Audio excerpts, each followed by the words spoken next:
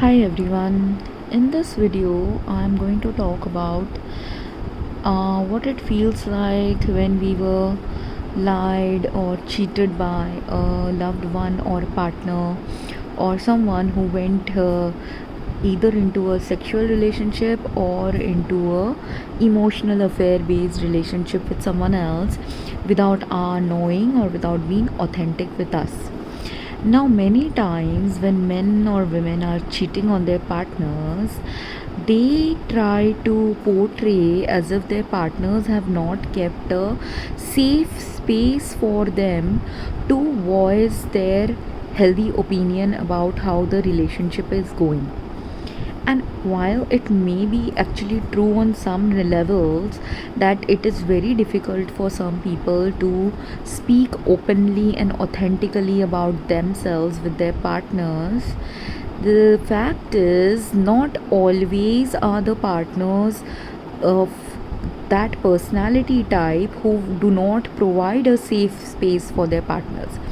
In fact, the ones who do get cheated on usually are people who do provide safe space to their partners, but in that safety that they provide to their partners, the partners believe that if they be authentic to them, that safety will go away. And these people who usually cheat on their partners, neither do they want to let go of the partner that they are with currently, nor do they want to authentically explore the other option. Instead, they keep both the options hanging without each other knowing about each other. But this is high level of disrespect for both partners. This is also high level of internal conflict that this person is attracting to in their life, and internal drama without knowing why they are attracting this conflict and drama. Most of us, from what I have understood from the people who have cheated on me, and there were many layers of cheating that happened in my life at via different people, and I also experienced a kind of odd kind of cheating that I saw that my dad was doing to my mom, even though he really never physically cheated on my mom, neither did he ever have an emotional affair, but he showed these tendencies of wanting to cheat and things like that. Essentially, he always had this high hopes that if he didn't have my mom, he would go and date someone else, or he could potentially be with someone else. But my dad is also the most low effort guy. He will never actually put the right efforts in relationships in multiple levels, from his family life to social life to friendship. Everywhere he has skirted at being the most immature person that I have experienced in my life. As the karmic purpose of it was high, that's why I could tolerate experiencing such a odd relationship with my dad. But most people, if they have parents like this, they will end up going no contact with these parents, low contact with these parents, because it's highly stressful to have a very emotionally immature parent in your life. And if someone has experienced even micro levels or small degree levels of emotionally unavailable and immature parents in their childhood, those people become even more invested in having a safer belonging based relationship as they age, because what they didn't get in their childhood is a emotional need that they need to fulfill in their adulthood. But if people don't fulfill that need in the right way, it ends up making a person a cheater. So a person who's a cheater and a person who's very deeply emotionally invested in a relationship, both are actually going through the same trauma and wound of their childhood days. Both are seeking a deeper level relationship, but the only problem with the person who's cheating is that their safety thought patterns are messed up about various parameters. And for them, whoever is giving them the brightest light or brightest evidence of love seems like the one they should seek love from, and hence they become a narcissistic or energy vampire type loving person, where whoever is meeting their current present need of emotional energy or laughter or fun or joy. That's all they want to have in their life, because they are existing in life with a void in their heart from the past trauma. But the person who is not a cheater, they understand that yes, they have a pain, they have a void that wants to be fulfilled, but they want to fulfill that void using ethical means, moral means, spiritual means, and the right pathway to get that, because society has already designed the right pathways to a good relationship. Every religion also morally and emotionally or ethically tells us what is needed to maintain a good relationship, to keep a relationship in balance, to keep a relationship that meets our internal needs as we try to meet someone else's need. So that is present in religion, that is also present in psychology, that is also present in any field of study that we do. If we delve deeper into anything that we do in life, why the amount of passion that you use to delve deeper at the work you do in your professional life is the same amount of depth you can put into your relationships as well.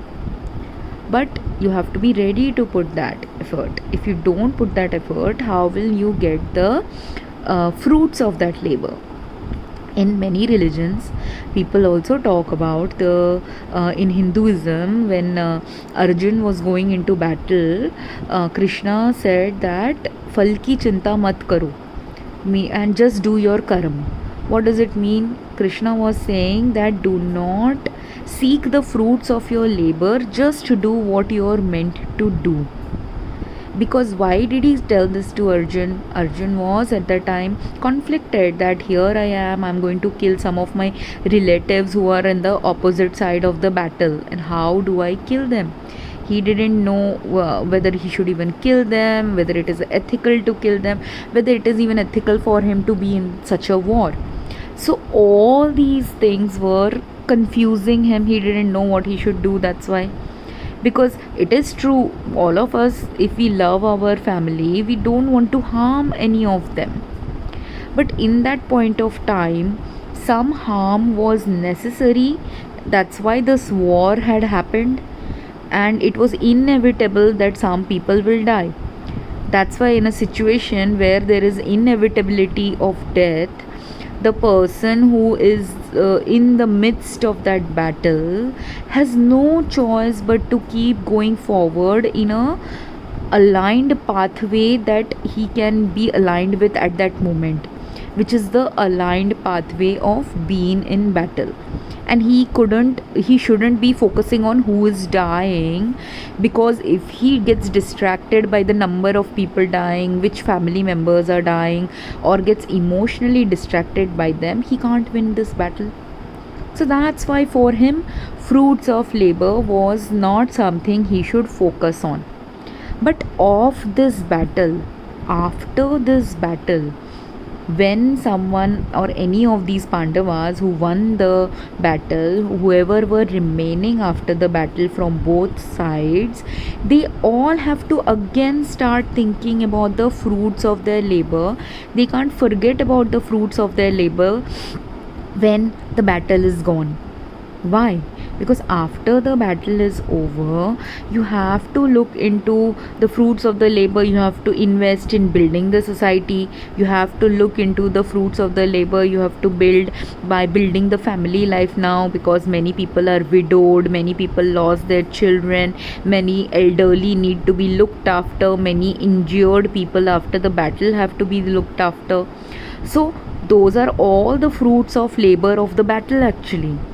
Then they are all bad fruits of labor of a battle, but hidden within these bad fruits of labor are also the groundwork to the fruits of labor that need to be done to restore this family, restore the society who were in battle at that time. right? And everyone's family life is destroyed, everyone's means of the people who do the main labor for raising plants are destroyed, the people who do main labor for building buildings are now destroyed, so many people are destroyed, right?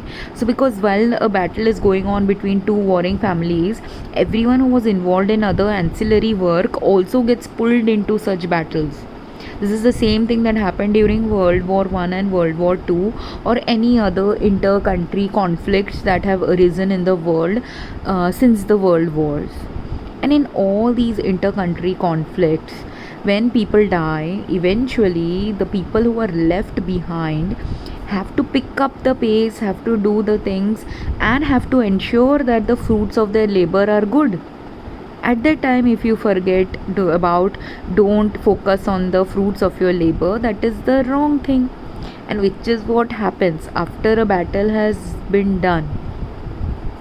While many are injured, they can't really focus on doing the right fruits of labor, or doing the right labor. Even if you're injured physically, mentally, emotionally, you have PTSD, you have any other kind of health issue, that is physical to mental health issue, that is, or emotional health issue, that is impacting your functional capacity after a war, those people can't focus on doing labor at that time. But even then, at that time, there are people who have warrior spirit, who know that they have to keep doing their karma, whose mental health, physical health, or psychological health didn't get disturbed as much. And these are the people who have to do the physical labor, emotional labor, energetic labor, to keep holding the society, to keep building the society, to keep restructuring the society. But the one who is physically disabled, if he is not emotionally that much traumatized, they can also help the person who is doing the physical labor, but by becoming their advisors and mentors. The one who is mentally unstable, who is not able to do anything physically anymore because their mental health has got distorted, their family has died, and they're too depressed to do anything, even they can help. But they can help by showing what? Showing the paths to what kind of family systems we now need to build again, so that people don't get so emotionally distorted. The one who are in deep grief, even they will help, but they will use their grief to ensure that their children learn the right morals, their future progeny learn the right things, so that a world filled with such war doesn't keep on happening. Or if even if it has to happen, it takes a long time for such wars to happen, because we are building a better quality society instead. So these are the fruits of labor everyone has to focus on when war is not happening, when one is rebuilding things, when one is restructuring things. And when someone is in a relationship now, this is what happens in a relationship. If one partner is focused in the fruits of the labor of the relationship, what is that partner doing? They are giving their emotional energy, physical energy, caretaking energy, thoughts, their lifestyle choices, life choices, all are trying to align to their partners. But the person who is not as serious about someone, they're not giving all that likewise energy back. Instead, those people are trying to either distribute the good energy that they could also potentially invest in their relationship with their partner, but instead of investing that in the relationship with their partner, if any time there is some conflict happening, at that time, if the conflicts usually in relationships happen especially when one partner is providing more emotional and thought based energy or sharing based energy, while the other partner is doing less, or when both partners are likely doing a lot, but the things that they are doing for each other are based on their perception of what a good relationship should hold, instead of asking what the partner actually needs. Because partner A could be doing things for B based on what A thinks is needed in a relationship, but B's expectations of what A is doing, half of those things B doesn't need, she needs something else. and B could be doing something for A, where many things that B is doing for A actually doesn't need, but A also needs something else. So which can only emerge if they both have fights with each other or minor conflicts with each other, and when they speak to each other they will see, oh, we don't need to do this for each other, we need to do something else with each other, right? And this is where, when conflicts arise, partners who are aligned with each other, merging paths with each other, sharing lives with each other, wanting to go in the same direction with each other, they are able to align back and continue going in the right path forward with each other. And they both have to focus on the fruits of the labor of the relationship. If in this situation you practice the Mahabharata philosophy of fal ki chinta mat kar, or do not focus on the fruits of your labor, then you are wrong. You do have to focus on the fruits of your labor of your relationship. Otherwise, this relationship can't go long term. In a battle is a short term thing.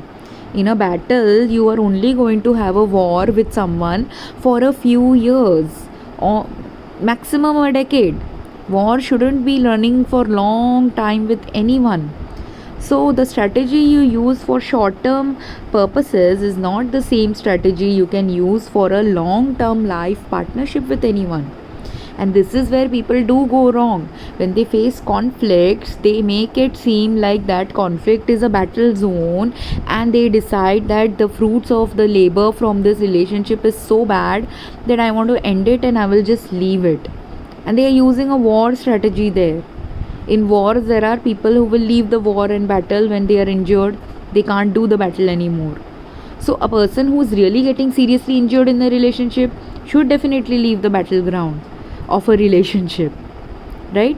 If a conflict is arising, if it is a minor level conflict or a major level conflict, if you are emotionally injured, physically injured, psychologically injured by coexisting with someone, you can't continue a long term life with them, because then life with them will be a constant battleground, and there your karma says that you should leave the battleground when you're injured, right? But if you don't want your relationship to be a battleground, what do you have to create? The right safe space to understand each other, to comprehend each other, to perceive what is the other's need, and also to meet that other person's needs. And in that lies the authenticity of a relationship. Say a partner wants a lot of sex from their partner and the other person doesn't want so much sex. You're already misaligned with that partner. So it is right that someone, if they are having these thoughts that I only want sex and this partner doesn't give me sex, I want to get out of the relationship. It is the right thought if you're in the beginning stages of a relationship. When you are in the first 2 years of a relationship and you only at that time are wanting only sex from your partner, it can still be a valid need. But only expecting a partner to meet your sexual needs after 2, 3, 10 years of marriage is a impossible expectation with them, especially if you never built the right sexual parameters of alignment with them. Because what drives the initial 1-2 years of a relationship, or maximum 5-6 years of a relationship, is the sexual chemistry between the partners.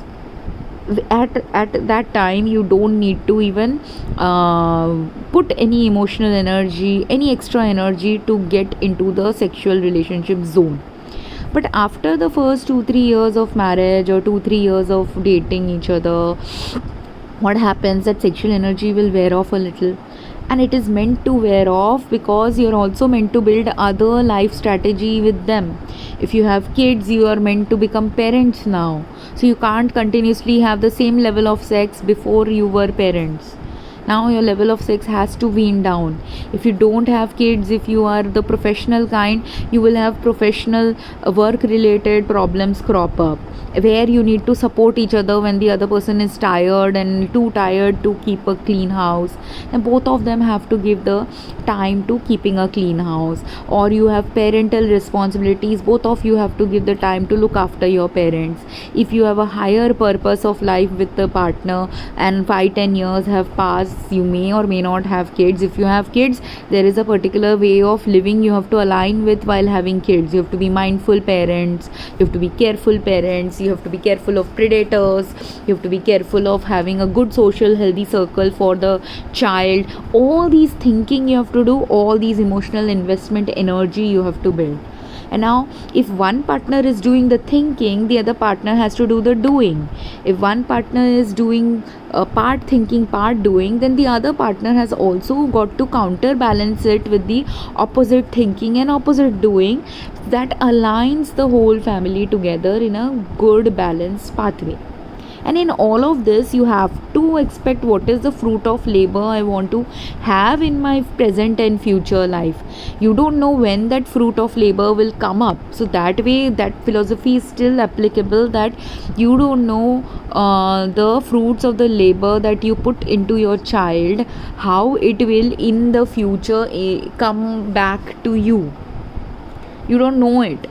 But if you are doing the right karam according to God's principles, what you're doing in life, if it is aligned with what parenting roles you should be playing in your child's life, if you're aligning with the parenting roles that you saw that your parents had made a mistake, that's why you want to become a slightly better parent than where you felt there were gaps in parental care. If you have done the right maturity, right evolution, right understanding, and developed it from your parents' life, from your in-laws' life, from your husband's perspective, from your friend's perspective, all these people are our social group and our social village from which we can learn about childcare. We can also learn about childcare from therapists if some real major mental health issue or emotional health issue is developing in a child's life, right? Or in our own marriages and life, if something is developing that is not resolvable by simple measures anymore, you go and seek outside help.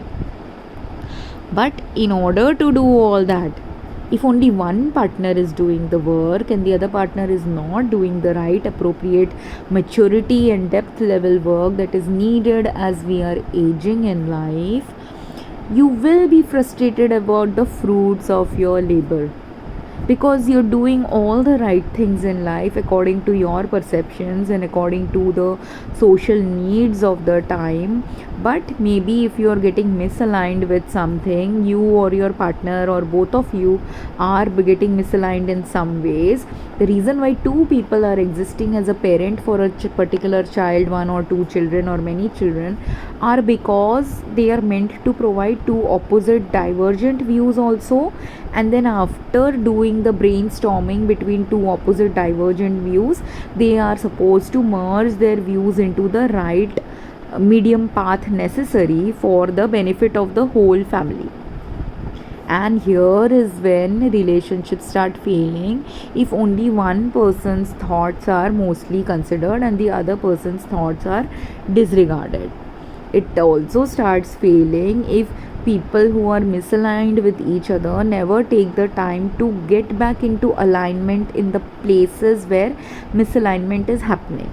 So if you have an immature partner at that time, or a partner who's just invested in or interested in something that you are not interested in, and instead of being authentic with you, saying that my life direction and goal or whatever me is pulling me towards this other person than you, and they can be authentic and tell that I do not want to be with you, I want to divorce you because it is not aligning, my life path is not aligning with you.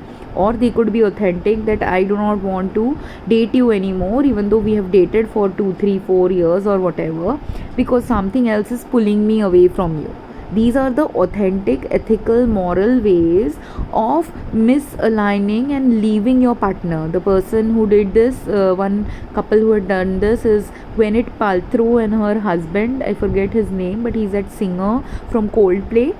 And they had done this conscious uncoupling. What is conscious uncoupling? I don't know their details and history. I don't read into gossip of people. But conscious uncoupling means consciously, ethically, morally, you decide that your life paths are not merging anymore, and you are not harmful to your spouse, you're not toxic to your spouse. You consciously decide that this connection that you had kept for a few years of your life is not working. Because when you do this conscious uncoupling that they might have done, the terminology I'm using, because I don't know the details of their conscious uncoupling, but whatever the details, if you've seen Gwyneth Paltrow and if you've seen her husband also, they both seem really nice people. See, even though they were really nice people and they had a good life with each other for a few years, something in both of their lives made them decide that they don't want to continue being in each other's lives. They decided that they have to traverse some different life paths, and because they decided to consciously end their current life path, they didn't end up becoming bitter against each other. Or even if they had some bitterness against their spouses, those bitterness can be worked through, healed through much more easily than if you are having a battleground like divorce from your spouse, or if your spouse is doing cheating like activities on you by going and emotionally cheating on you or sexually cheating on you, and completely keeping you clueless for years and years or decades. Also, some people have done this to their spouses, and those people are really selfish people if they have done this to their spouses. Because what you have done by cheating on a spouse, for the ones who have at least cheated only for a few months, at least have done this favor to their spouse or their girlfriends or boyfriends by doing certain activities that cause the truth to come out. And after the truth has come out, people could have decided that they could leave each other graciously. At least if you have not dragged on and been cheated by someone for a long time, I'm seriously telling you, be grateful for that if you couldn't get the conscious uncoupling from them. Because the ethical part is this, the moral path is this, that you choose to be honest with another person, that I am considering someone else as my partner, even though I'm attracted to you, or whatever the reason was for us to continue. Right now, I don't think I can continue with you, and I want to exit this relationship.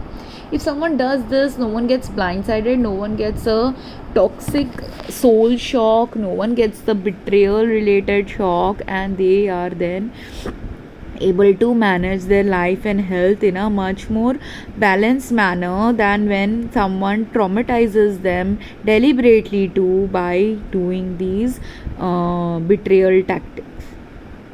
And think about it. If you're unhappy with your partner, what is wrong in you saying that I am unhappy with you? Who has given you this?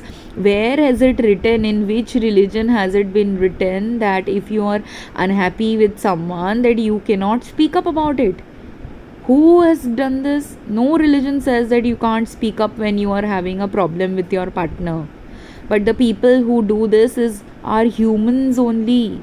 You learned from some toxic person in your past, or you yourself have these toxic thoughts that life is about cheating and betraying others and only gaining whatever I want to gain.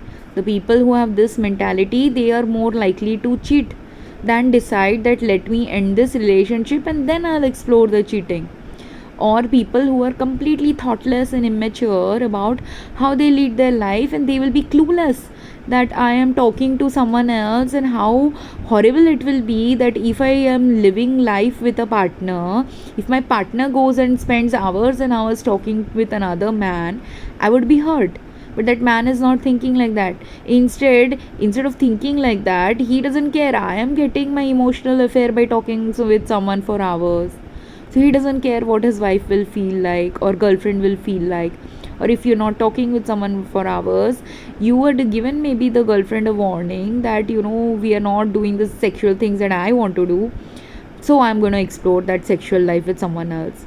And even though the girlfriend might have said, because this is what happened with me, I was okay that if you want to explore a sexual life with someone else, you can do that. But then we can't be boyfriend girlfriend with each other. We have to just simply be either platonic friends or something like that.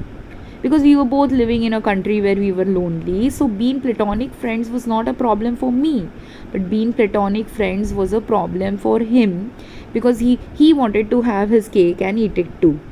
He wanted to both explore his other options and tap girls, those who will give him sex, and also get the comfort of having a friend with whom he can connect with occasionally, who is low maintenance. And I was a very low maintenance friend, not demanding, not asking anything, not asking even him to spend on me anything. So he had this low grade friend with whom occasionally he can flirt around or go on a date, and then the other girl with whom he can have a real rambunctious sexual life. And this is what very many men do, that they'll go and use someone for sex, and on the other side, if the other person is not giving them sex, if they are married to them for decades, now that person is giving them all the maternal energy, the love, the care, taking care of their food, cleaning their homes, and all these activities. But is it fair to a woman if you do that to her?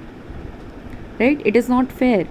And do you think if you keep doing these, there is no fruits of labor that you will finally have to pay for eventually in your life? In some way, God will make you eventually pay for the karma that you have created by being inauthentic in your relationship. Yes, it is possible that the talk you have to have with your wife or a girlfriend will be hurtful to them, if when you are initially approaching the topic that you are no longer interested in them and you are dating someone else. It will be hurtful. It may be hurtful to you also, for hurting some other human being whom you have cared for a few months or a few years. But you have to look at the grander cosmic consequence and karmic consequence of what you are doing. And the grander cosmic and karmic consequences, if you are cheating, you are doing a level of betrayal that is double the karmic betrayal that will ensue if you were honest in the first place. At that time, maybe one day, 2 day, you might have had to hear some nasty words from your girlfriend, but or your spouse. But isn't it necessary for you to hear those nasty words also?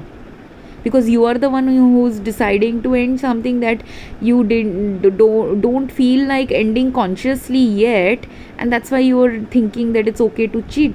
If you have cheated, you will hear some words.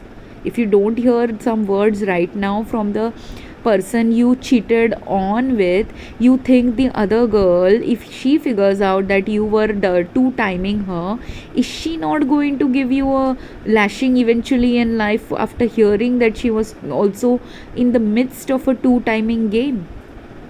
Someone will give you a lashing out. If neither girl do that, both of them you get cheated on and eventually both of the relationships end, doesn't mean that you will not get a whiplash from the universe eventually, a backlash from the universe eventually, in some level of betrayal that you have caused to someone.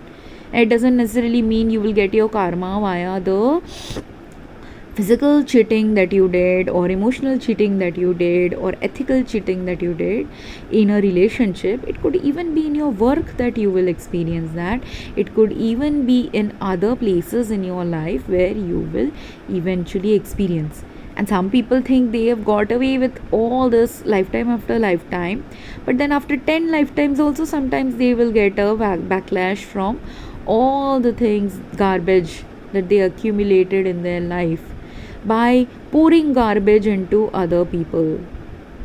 Because who was the one having problem in a relationship, and that's why was seeking something outside of the relationship and never ever mention to their partner that they are having problem. There are some men who will never mention to their partners what problem zones their partners have created in a relationship. Even if the partner is ready to explore those problem zones, if you never mention what is wrong in the relationship that disturbs you, can another person change if you never mention anything that is wrong? Intuitively, slightly you can change, but major changes of relationships where major conflict zones are there can only be fixed when you actually communicate with each other, actually comprehend each other's needs, actually are ready and willing to meet each other's needs. Because sometimes couples will communicate their needs, but their partners will not understand only that it is a real valid need for another person. And if you are existing with such clueless people, is it a grace if they have cheated on you karmically? Though it is a wrong thing and they will pay their karmic and cosmic consequences. But any woman or man who got cheated on by their partner, and especially if eventually someday you found out about it, 10 years after marriage, 10 months after dating, 1 year, 2 years after dating, or whatever the place and time you found out that this cheating is happening, remember that God was on your side, and that's why you found out when you found out. Because I'll also tell you, for those who get cheated after 10-20 years of marriage, that the time at which you found out your partner is cheating on you is the right divine time for that relationship to end. Until that time that you didn't find out, maybe say you had 3 kids and your partner didn't want to leave you because of those kids, and knew that you are not capable of working and taking care of kids, that's why maybe they didn't leave you. So let's hope that was the reason why someone didn't leave a partnership of 10 years and then continued cheating. At least find the grace to think that if after 10 years or 5 years he cheated on me and left me, that the grace there was that now you're ready to also leave the relationship. And that's why even if you weren't really mentally ready, emotionally ready, because obviously you can't be mentally and emotionally ready if you suddenly find out that your partner is cheating on you for 10 years or 5 years or a long time they were cheating on you. So it is heartbreaking, it is very very heartbreaking, very very betrayal, like the same betrayal that Jesus has felt. But you can pray to Jesus and ask Jesus, how do I work through this betrayal of 10 years?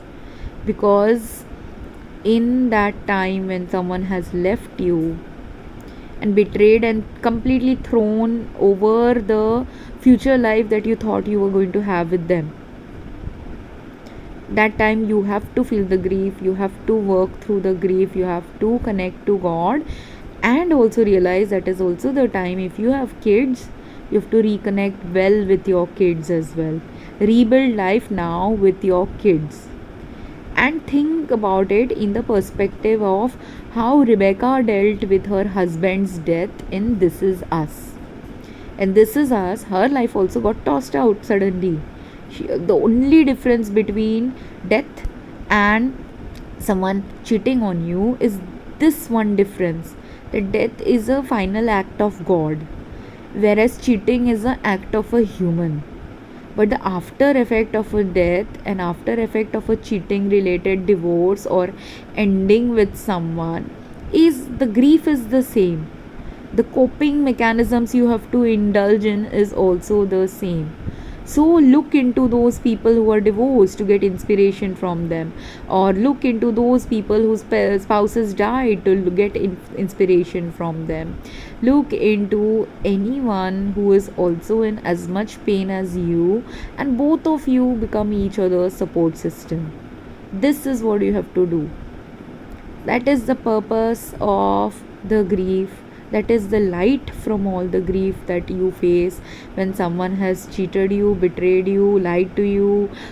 You were maybe authentic. Like for me, it literally happened with 2 guys. Even though I was authentic every time that the time when the relationship was in a zone where I wasn't sure, are we going to get married, are we not going to get married, what is happening in the relationship, I don't know. Maybe in behind the scenes they were trying to negotiate something where we were going to eventually get married, but they never expressly expressed it to me.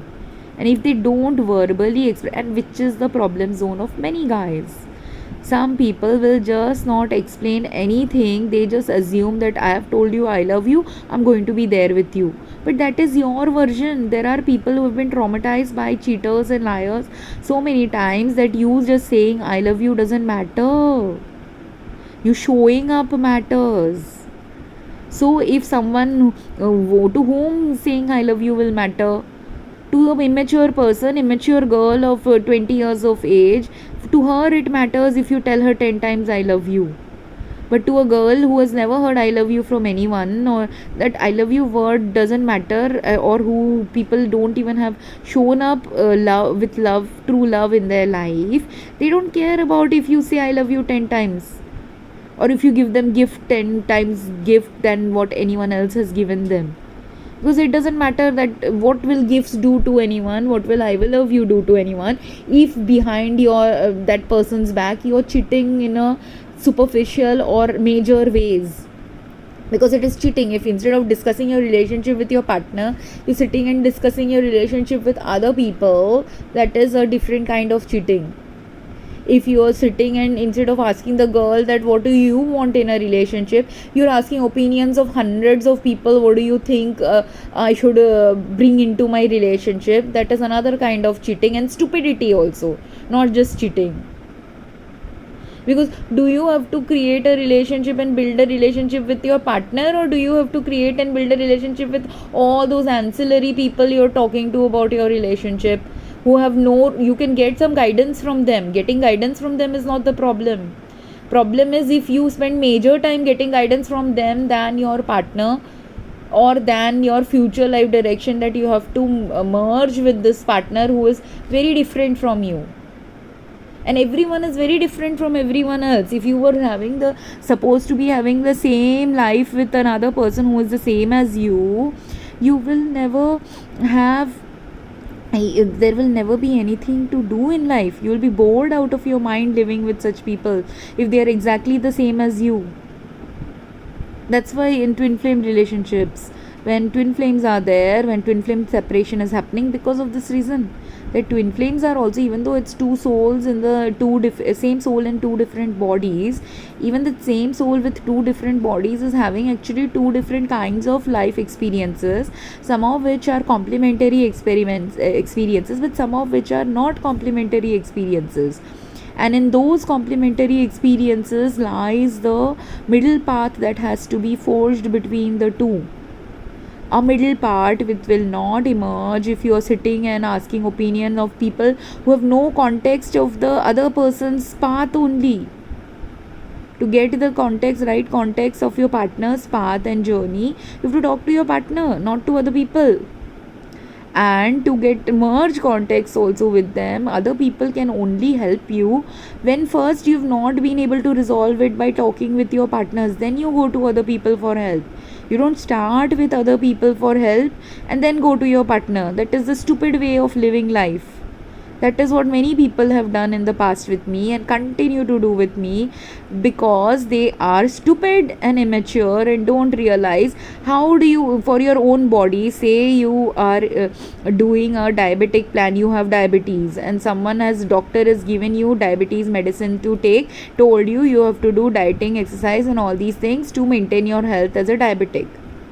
Now doctor has given you the outside perspective, but when taking the medicine, are you only going to listen to the outside perspective, or are you going to listen to your body? When if the doctor or a health trainer says you have to do 50 minutes of workout or 10,000 steps a day to become thin and manage your weight, but if you are not able to carry the load of 10,000 steps, who is the one who is foolish? People will give you any kind of random advice, but you have to still take the advice and attune it according to your body's needs.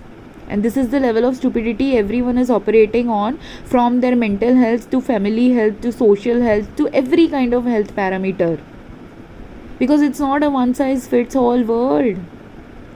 So if someone, in order to become a 60 kg person, is working out in the gym for and doing 10,000 steps of walking or something to make themselves look 60 kgs, another person of the same height, same build can again look 60 kgs without even doing the 10,000 steps, if there are something else going on in their body and health where the 10,000 steps are not necessary.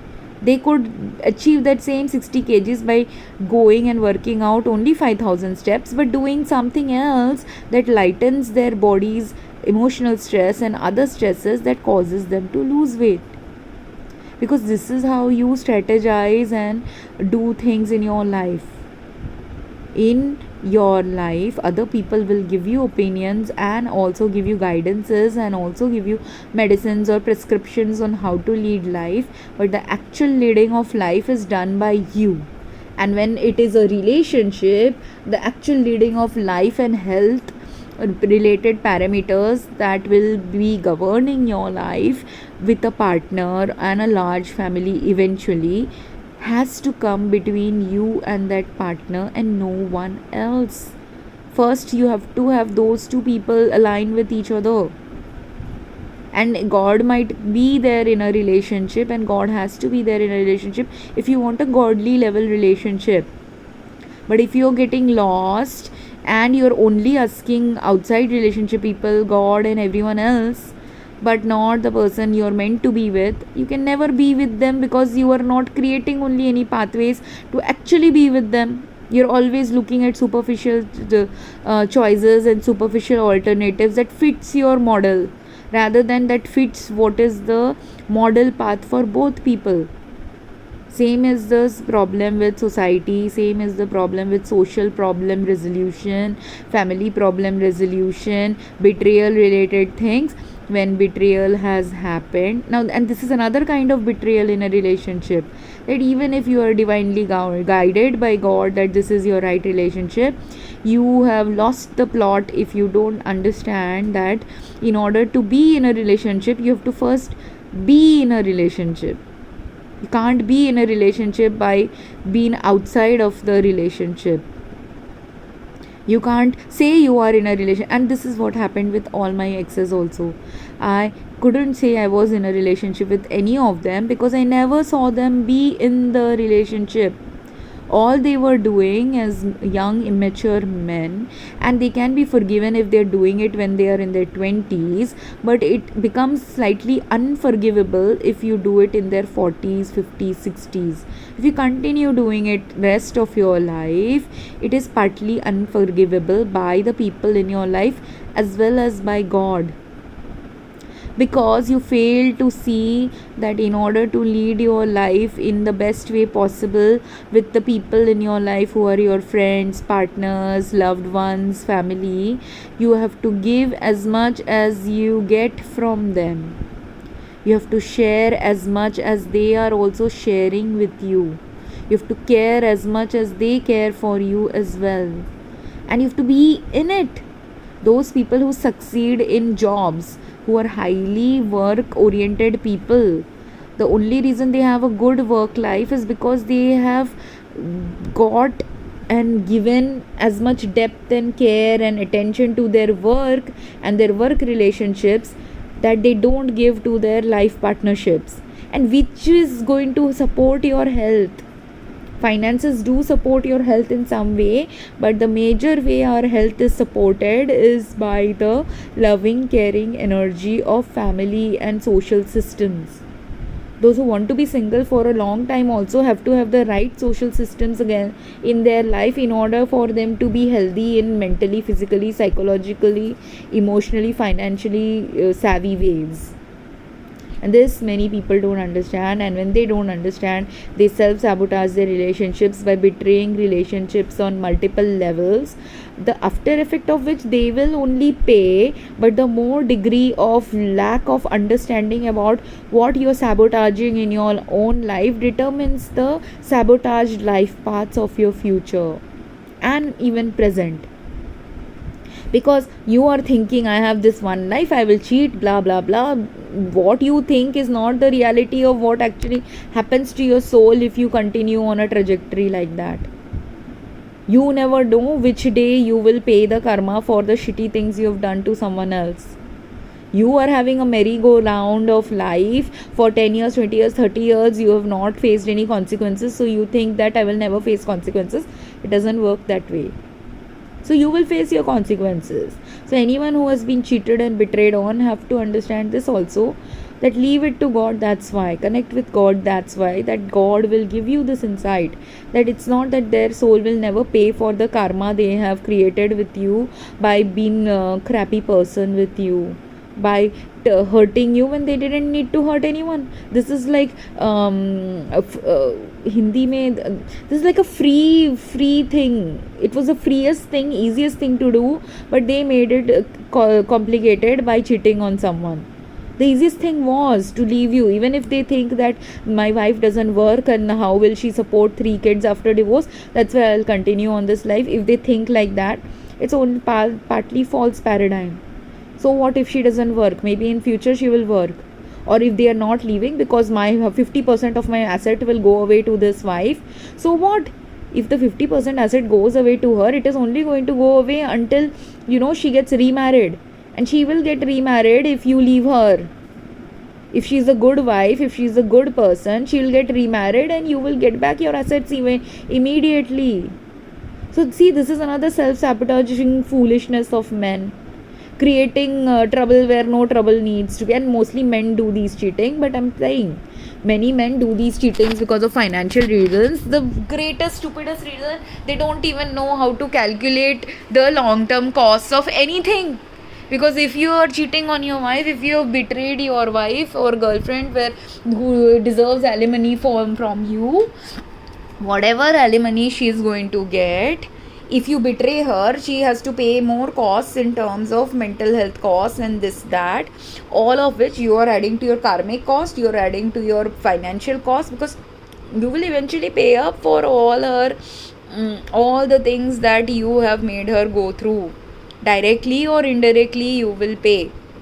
The stupid men never realize the indirect ways in which they are going to pay. They will also indirectly pay by going and sleeping with floozies, and then from those floozies they will pay there. That also will happen to those men. Or the wife that they have left for, that person will cheat on them eventually. Anything can happen. That is why you never know how you get your karma, where you will get the karma of what you have done to another human being, and the way you will get it will be in such toxic level, or sometimes even 10 times more than what you gave to another and deliberately you chose to give. Because there are some people who unconsciously do certain things, but even unconsciousness also has a price. Because when even in unconscious ways you are doing certain things, if in those unconscious ways also there were some conscious choices you made, where instead of helping another you decided not to help them, instead of helping another you deliberately sabotage them to make yourself look good, all of these also have a consequence. So anyone who has grief stages of betrayal, cheating, getting traumatized, people sharing their relationship problems with others instead of sharing it with the partner they need to talk about, or people who after talking with their partner can never find resolution with those partners, understand those partners are actually likely not meant to be in your life anymore.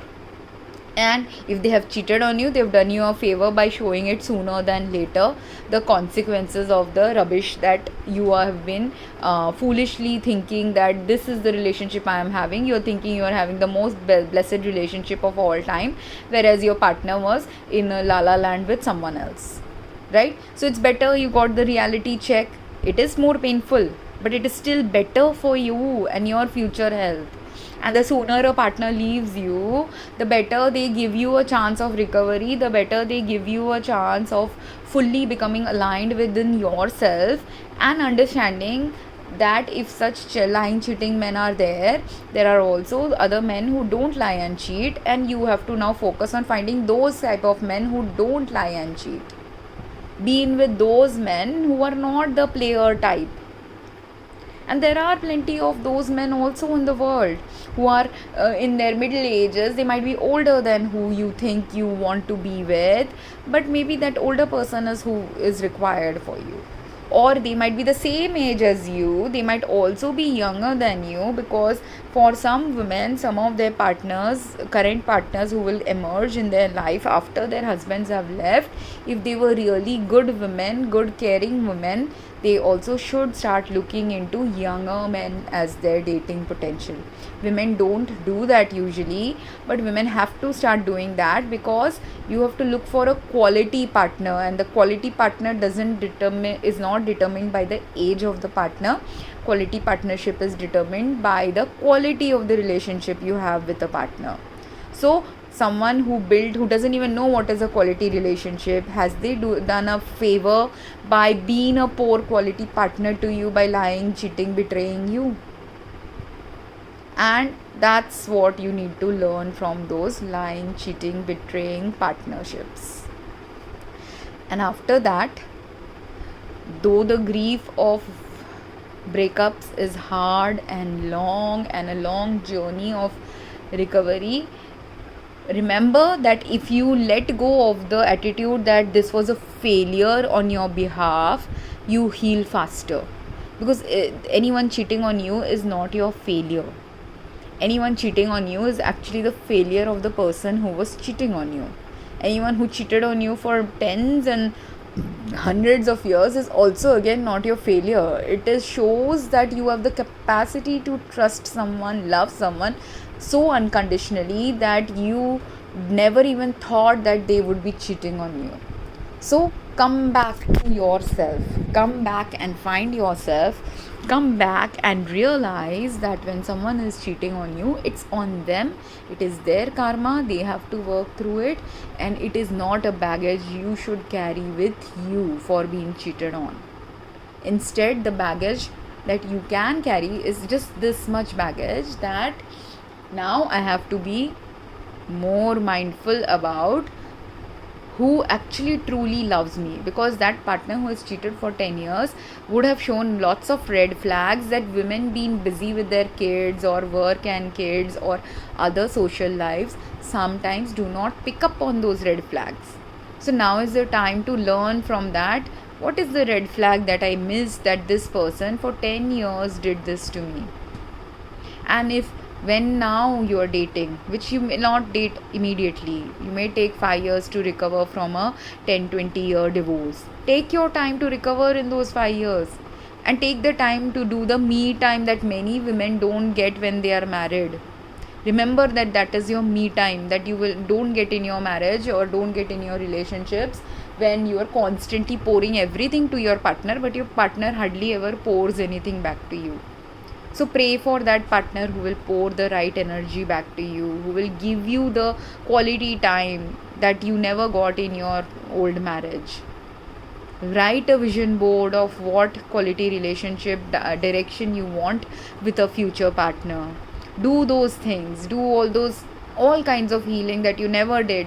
The healing related to your parents' betrayal, healing related to your other betrayals in life. Do the self-reflection, do the healing, go to a therapist, go hang out with friends, make new friends. Because this is also another thing women do when they are in a long-term relationship with someone, they stop making friends.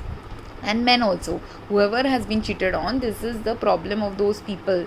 Their partners are making and socializing and doing a lot of outside home activities, but these are the more introvert types who don't make friends. But it is time for introverts also to make like-minded introvert friends. The reason why introverts don't make friends is because they want someone with a intellectual connection, someone with a deeper connection in their life. But you can find those introvert friends of the high intellectual, deeper, energetic connection that you are seeking.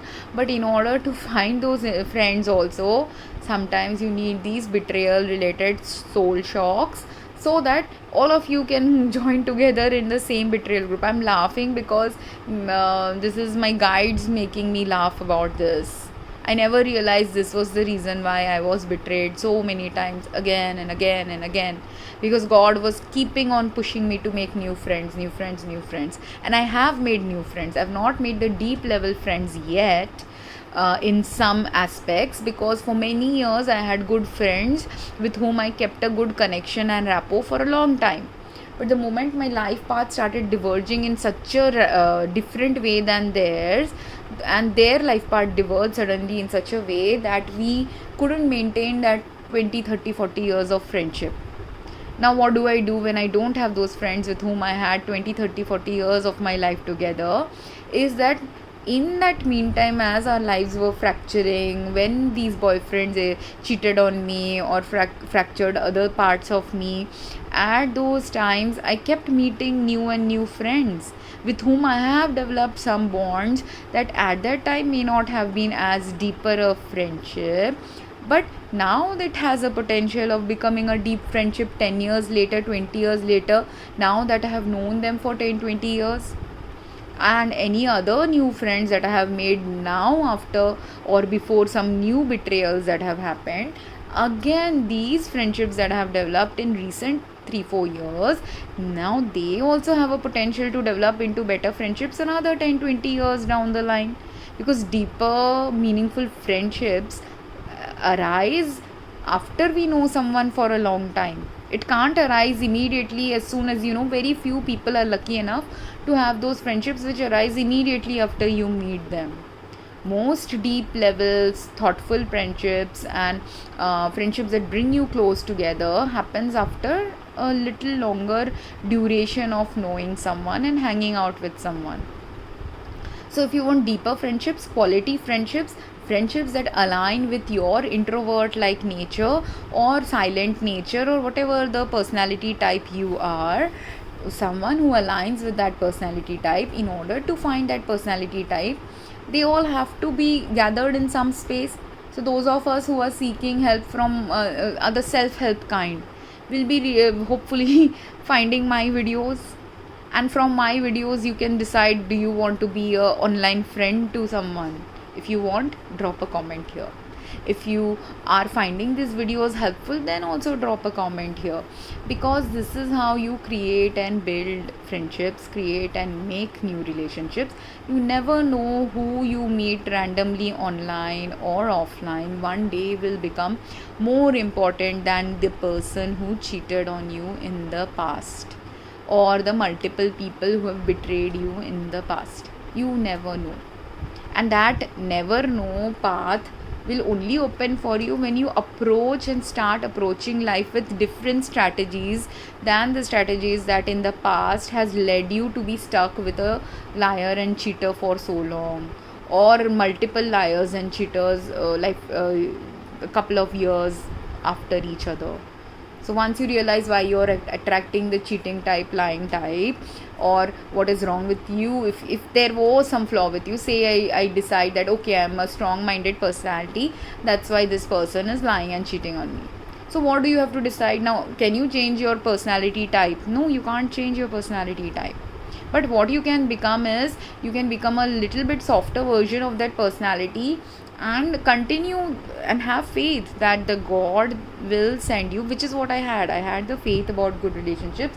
So God showed me to at that time who could potentially be my future life partner, who is also equally looking for that same kind of ethical relationship that I was looking for. Now whether the life with that partner will materialize is dependent on, again as I said, when two people want to merge their lives, it has to be dependent on their willingness to merge their lives with each other. If that doesn't happen, their lives, even if God shows this person is the right person for you, will not merge if both people are not ready to merge their lives. And the resistance can come between the partners based on whatever past traumas they have, whatever past traumas they didn't heal. That's why it is very important, after you have been betrayed and cheated on by 1%, 2%, 10%, how many people have cheated and betrayed you, how many years you were cheated and betrayed, doesn't matter. But what matters is how you recover from it, how you heal from it. Because if you recover and heal from it really well, if you also align with God, if you also trust God, that God has always had your back, if you also realize how God had your back when someone was cheating with you, then you will also eventually find that someone who will truly have your back the way God had your back. Because those people do exist, but in order to find those people, sometimes we have to let go of those people who were lying to us, cheating us, betraying us, and not being aligned with us in a way that is aligned with God's way of living. You might have been the best person and human being on earth, but if they don't see the value of you as the best human being they could have had in their life, it is better that if they leave you, so that you can move to the person who is as good quality a human as you are. So the bad apples have to be removed from the good apples, right? So if they are doing lying, cheating, they are being the bad apple. Is there a potential for them to change into a good apple? Yes, but that is their life journey. But in order for you to become a good apple again, and if you feel rotten on the inside because someone else has shaken you to the core, you have to remember that shaking up is only needed to shake out all the bad illusions you had about the other person. That shaking up is also needed to shake up all the delusions you may have had, not realizing that the partner was cheating, even though you saw the red flags, you just disregarded it, so which was a part delusion.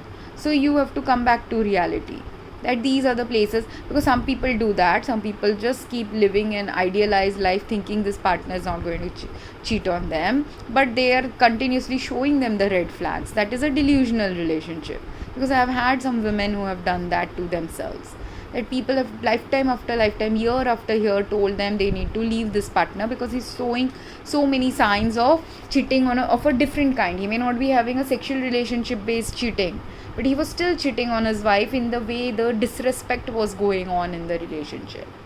So people who don't understand they are being disrespected, or who want to continue being getting disrespected, sometimes they get these shake-ups via divorces, which is also a betrayal if you never saw that divorce filing come up suddenly, right? But they are all meant to help you in the greater good of your life, which won't unfold until you heal, until you forgive them, until you let go of them and forgive yourself for being betrayed by them. Just forgive yourself, because it is not about you at all when someone has betrayed you. It is absolutely about them. They couldn't handle you, and there is someone who will handle you the way you are, because every human being God has created uniquely for this purpose, that not every set of human beings are meant to be together with each other for a long time. They could have had past life karma, present life karma, whatever the reason why their relationship fractured and broke, without one person realizing maybe why it was breaking. Whatever the reason why you have to move on, or you have to let go, or you have to forgive and shake up all the wrong belief systems you have held about another human being. That's what you have to do. You have to shake up the wrong belief systems. It doesn't mean that the love wasn't real. It just means it wasn't real or deep enough to last long. And it also doesn't mean that the love you have in your heart is not worthy of being loved. It simply means the one you were trying to crown with this love that you want to give them is not worthy of the crown you're giving them. There could be someone else who's worthy of that crown you want to share with them. Because love is like that, treating each other like royalty. But in order to treat each other like royalty, you also have to be each other's servant as well. You have to be both. So until one person is ready to both serve someone and treat someone with royalty, and vice versa, until that balance is created in a relationship, you can never, you shouldn't be, God doesn't want you to settle in those crappy relationships. That's why they break up, that's why they fracture, that's why they end.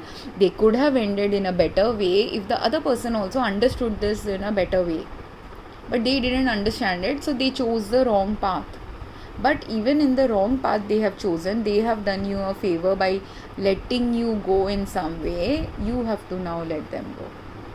This is the first healing, to let them go. And after you let them go, then the next healing is all these shake-ups and all the other step by step. Do what you are able to do at the time after the grief has subsided, after the betrayal pain has subsided, because you have to take one by one, peel layer by layer one element and shake one element away regarding a relationship that was long term, a relationship which was depth filled, a relationship or a multiple set of relationships where certain different elements of betrayal happened. And while shaking it up, start also learning more about yourself. The more you know about yourself, and align with yourself and align with God's path for your life journey next, you will never again feel the pain of the betrayal when you reach that state of self-realization. I hope this video was meaningful. It's a long video again, but drop a comment if there's anything you want to add to this topic. Thank you. Have a good day.